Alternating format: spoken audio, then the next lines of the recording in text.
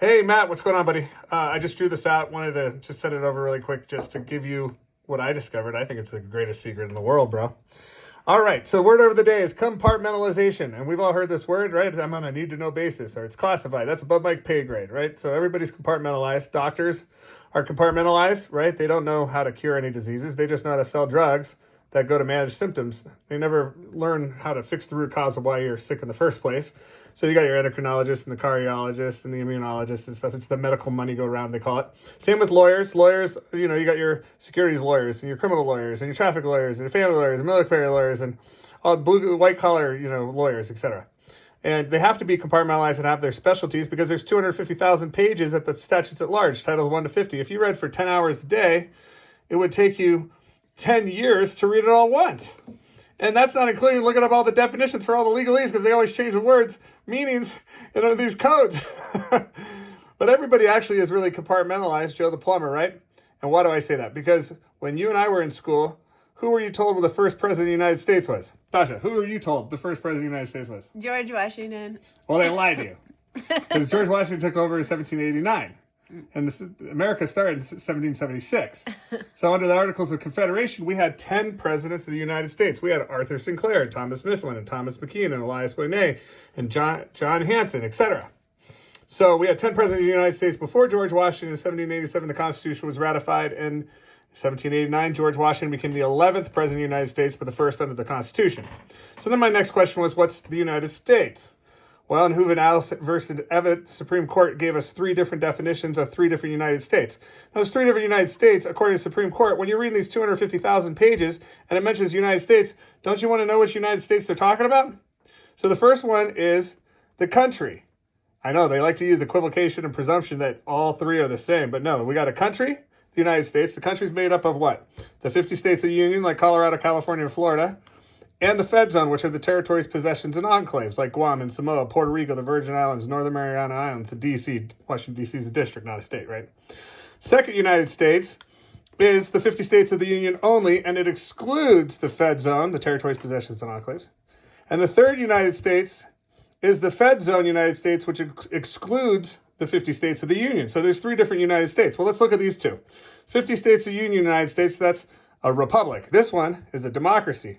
If you're born here, you're an 8 U.S.C. 1101A21 American national. But if you're born in Guam or Samoa, Puerto Rico, or the Virgin Islands, you're an 8 U.S.C. 1401 U.S. citizen. This flag is red, white, and blue. This one's red, white, and blue with gold fringes, etc. So there's this de jure constitutional republic, United States, and then there's the de facto corporate state, United States. In fact, in Title 28, they actually define the United States as a corporation, too. So actually, there's 4.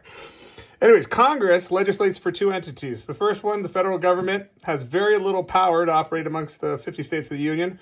Basically, anything that comes in the country, it's the interstate commerce clause. Across the state lines, federal government takes jurisdiction. So your imports, duties, customs, the money crosses state lines. So, counterfeiting money is a federal crime. Mail across state lines, mail fraud is federal. Patents, trademarks, copyrights, and that's it. Everything else was reserved for the states or the people per the 9th and 10th Amendments to the Constitution. However, over here under the national government, which handles business amongst the territories, possessions, and enclaves, the Constitution does not apply here. This is why when Joe Biden makes an executive order, everybody here has to follow, because you read the Constitution. The Constitution clearly says the legislator, the Senate, and Congress, they're the ones that make law, not the president. So when he makes an executive order, it's for, people that are in the military, employees of the federal government, people that live in Puerto Rico, etc. So that's kind of how this works. Now, when Congress is passing a law, how do you know who that law is directed towards? U.S. citizens in the Fed Zone or Americans living in the 50 states of the Union? How can you tell who the law that Congress is passed is directed to? And this is a question I ask lots of lawyers, and lots of lawyers don't know the answer to this question, but here's how you can tell.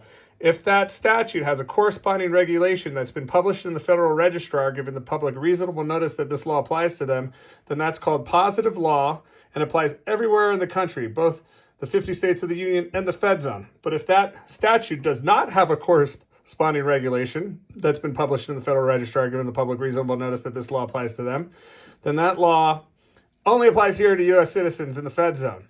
So after you read Title 1 to 50, how many of those titles are positive law? Only 23 of them. The big ones that aren't, Title 15, The Securities Act only applies here to U.S. citizens. It doesn't apply to Americans. Only U.S. citizens. Title 26, the income tax. Only U.S. citizens have to pay income taxes. Americans don't. Title 42, the Social Security Ponzi scam, only applies to U.S. citizens, not Americans.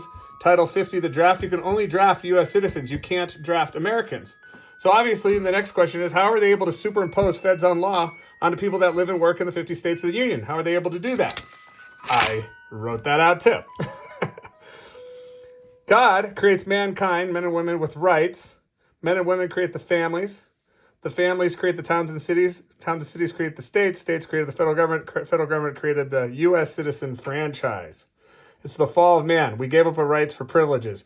U.S. citizens have no rights. They have to get licenses for everything. And licenses give you permission to do something which would otherwise be illegal. It's not illegal to get married, so why would you get a marriage license?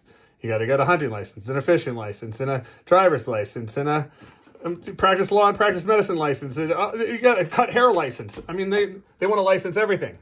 U.S. citizens have no rights. So how did you become a U.S. citizen? You had to apply. You had to sign up for it and fill out the form and get your slave surveillance number or your social security number. So I look at it like this. McDonald's has franchises, these restaurants, right? The franchises need to have franchisees run them. Human being franchisee, or you could call it the trustee of the trust, an officer of the office. But this restaurant is the property of McDonald's. And when a human franchisee signs the contract to run the franchise, he agrees that he's only going to sell Big Macs. He's not selling Whoppers. And every time he sells one, it pays a kickback to the mothership corporation, McDonald's. Now, if that human franchisee had a side gig mowing lawns and shoveling snow, he doesn't pay a kickback to McDonald's. Only the restaurant, only the franchise pays a kickback to the mothership corporation. Same here. Cross out McDonald's, call it USA Inc. We got franchises called U.S. Citizen. It's this legal fiction entity, this slave surveillance number, Joby. And this is what they want to KYC and AML. They want you to put all your bank accounts in this entity's name. This is the taxpayer, right? It pays the kickback. Now, you, the human being, have to sign up. So Joby, the human, signs up to become the officer of this office, domiciled in D.C., and that's what they 1099 and W-2 and W-4. That's what has their bank account and their Coinbase account and your property, car, title, your car, your house, or whatever. They want to put it, they call it solving for identity, right? They want all the assets going here. And that's what the World Economic Forum is all about. By 2030 rolls around, they say you're going to own nothing and be happy. Well, how are you going to be stupid enough to give up all your property to the government so you own nothing? Well, you already did. You already put your house in this name, not you, the human being.